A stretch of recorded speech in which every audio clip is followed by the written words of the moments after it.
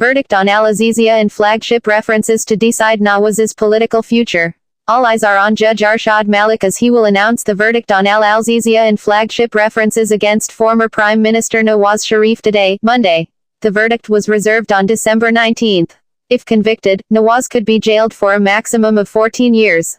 He will be present in court to hear the verdict and reached Islamabad on Sunday.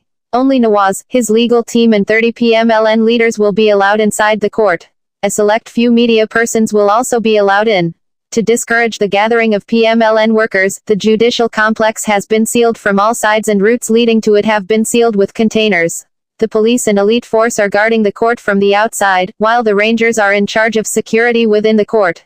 The bomb disposal squad scanned the court building first thing in the morning. People entering the court will have to undergo 3 checks before being allowed in. The hearing has been set for 9:30 a.m. and Judge Arshad Malik is expected to announce the verdict sometime between 9:30 a.m. and 10 a.m. No other cases will be heard today as all eyes are on Accountability Court 2. The list of PMLN leaders allowed to enter the courtroom includes the leaders who have been accompanying Nawaz for the past 15 months. This includes Maryam Aurangzeb, Asif Kermani and Pervez Rashid. Aurangzeb reached the court well before 8 a.m. and was the first leader to arrive.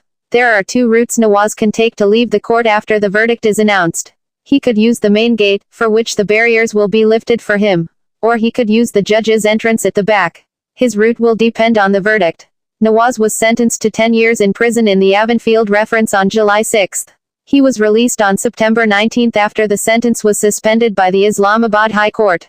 The trial has been completed in 15 months after a total of 183 hearings, of which 130 were attended by Nawaz.